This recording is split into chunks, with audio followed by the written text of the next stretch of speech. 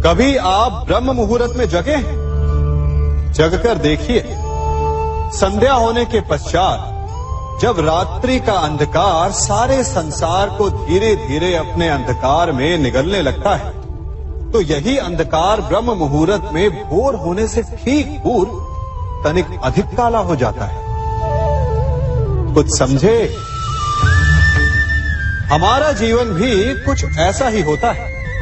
जब हमारे जीवन की समस्याएं अपने अंत पर होती है, तो यही समस्याएं एक भीषण रूप लेकर हमारे समक्ष प्रस्तुत हो जाती है और ऐसे परिस्थिति में अधिकतर लोग हार मान जाते हैं, भय खा जाते हैं। परंतु यदि आप हार न माने, भय न खाएं, दृढ़ रहें, निरंतर आगे बढ़ते रहें, तो प्रकाश के रूप में हमारा स्वागत करने के लिए सूर्य उदय सदा हमारे समक्ष प्रस्तुत रहेगा।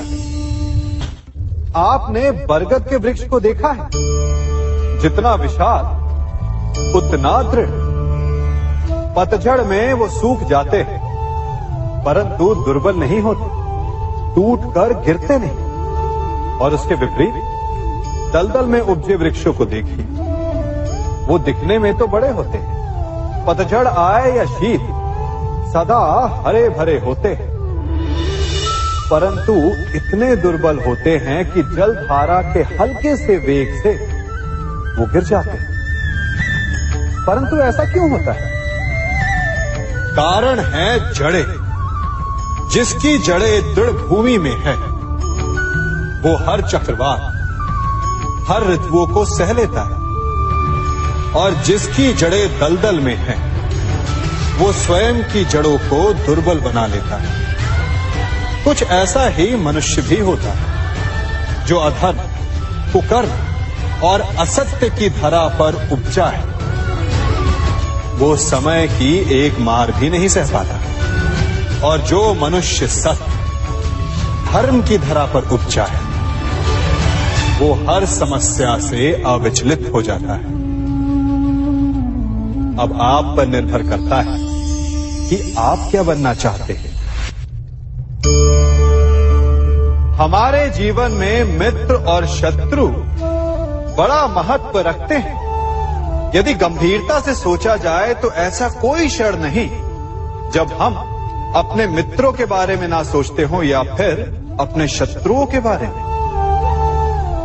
हमारा हर कार्य या तो हमारे मित्रों के हित के लिए होता है या फिर हमारे शत्रुओं के अहित के लिए। हम हर स्थान या तो अपने मित्रों के साथ होते हैं या फिर अपने शत्रुओं के साथ। कोई नहीं चाहता कि उनका शत्रु प्रसन्न रहे।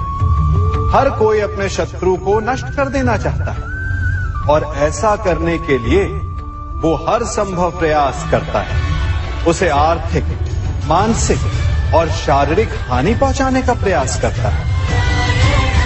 परंतु यदि मैं आज आपको ऐसा मंत्र सिखाऊं जिससे आप अपने शत्रु को सदा के लिए नष्ट कर दे तो, और वो मंत्र है मित्र बनाना। अपने सभी शत्रुओं को अपना मित्र बना लीजिए और आपके सारे शत्रु स्वतः ही समाप्त हो जाएंगे। मैं क्या कर रहा हूं? मैं दिए प्रज्वलित कर रहा हूं ताकि अंधकार को मिटा सकूं। अब आप कहेंगे कि इसमें कौन सी बड़ी बात है ना? परंतु इसमें महत्वपूर्ण बात समझने के लिए यह है कि मैं क्या नहीं कर रहा हूं, और मैं अंधकार नहीं कर रहा हूं। क्योंकि अंधकार को मिटाने के लिए प्रकाश का अस्त्र तो उठाना ही पड़ता है। बुराई को बुराई से नहीं, अच्छाई से जीता जाता है। अन्याय को अन्याय से नहीं, न्याय से लड़ा जाता है।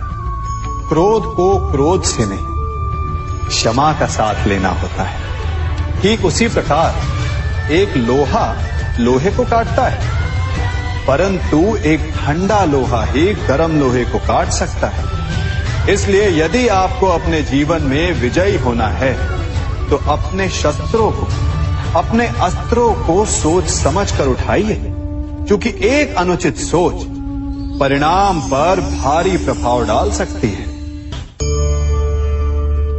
आप सब सोच रहे होंगे कि ये क्या मैं करने लगा। मैं इस पौधे को जड़ से उखाड़ रहा हूं। आश्चर्य हो रहा है ना कि एक पौधे को उखाड़ना या काटना ना केवल एक अपराध है अपितु पाप भी है। तो फिर मुझे ऐसा करने की क्या आवश्यकता पड़ गई?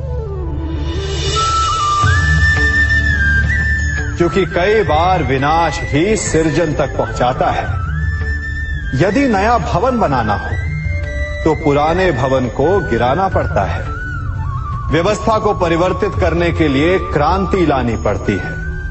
और उसी प्रकार यदि किसी वृक्ष या किसी पौधे की जड़ों में घुन लग जाए या उसका मूल सड़ जाए तो उसे जड़ से उखाड़ देना ही श्रेयस्कर होता है, ताकि उस स्थल पर नए पौधे उपज सके। युद्ध करना पर्याय नहीं, परंतु कभी कभी शांति के लिए युद्ध करना आवश्यक हो जाता है। संसार में सबसे श्रेष्ठ क्या है? फूल या कांटे, प्रेम या घृणा, संपन्नता या दरिद्रता, मित्र या शत्रु? बताइए। अब आप भी कहेंगे कि भला ये कोई पूछने की बात हुई? अवश्य, फूल, प्रेम, संपन्नता और मित्र ही श्रेष्ठ है।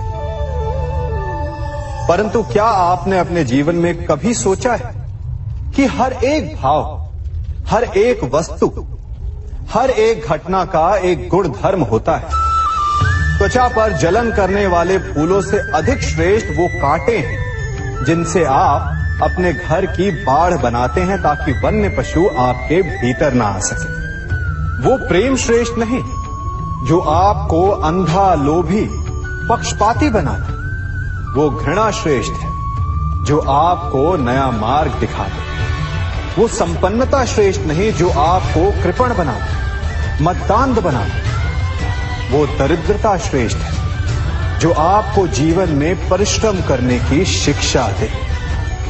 कुविचार देने वाले, बुरा मार्ग दिखाने वाले मित्रों से अधिक श्रेष्ठ वो शत्रु होते हैं जो हमें जीवन का लक्ष्य दे दे। इसलिए अपने जीवन में हर वस्तु, हर भाव, हर घटना के गुण धर्म को पहचानिए और उसके पश्चात अपना चयन कीजिए। स्वर्ण। हम सभी को अपने जीवन में स्वर्ण से कभी ना कभी कुछ ना कुछ थोड़ा या अधिक मोह होता ही है ना? परंतु क्या आपने कभी सोचा कि स्वर्ण को प्राप्त कैसे किया जाता है? जब भूमिगत खदानों से स्वर्ण को निकाला जाता है तब वो एक पाषाण की भांति होता है। ऐसा पाषाण जिससे आप किसी को भी मार सकते हैं, परंतु उसे आभूषण के रूप में स्वयं के शरीर पर धारण नहीं कर सकते। यदि उसे आभूषण बनाना है तो उसे लंबी यात्राएं करनी होती है। उस पाषाण को पिघलना होता है। सुनार के हथौड़ी की अनेकों चोटें खानी पड़ती है। फिर काट छाट और उसके पश्चात जाकर वो ऐसा आभूषण बनता है जो हमें वर्षों तक, सदियों तक लुभाता रहता है। इसलिए यदि आपको समय पर विजय पानी है तो स्वयं के निर्माण पर समय देना होगा। हम सभी सुनते आए कि जो वीर होता है, साहसी होता है, शौर्यवान होता है, उसके समक्ष सारा संसार झुकता है। वीर भोग्य वसुंधर। परंतु वीरता है क्या? शौर्य क्या है? साहस क्या है? साहस युद्ध नहीं, वीरता विजय नहीं, शौर्य कभी ना गिरना नहीं। साहस किसी चुनौती के समक्ष खड़े होने का भाव है, तो वीरता उस चुनौती को उत्तर देने के लिए पूर्ण परिश्रम लगा देना है। और शौर्य का अर्थ है गिरकर फिर से उठने का साहस रखना, बार बार प्रहार करके वीरता दिखाना, निरंतर प्रयास करते रहना, निरंतर परिश्रम करते रहना। इसलिए विजयी होने से अधिक महत्वपूर्ण है शौर्यवान होना, क्योंकि जो शौर्यवान है उसे विजय मिलना निश्चित है।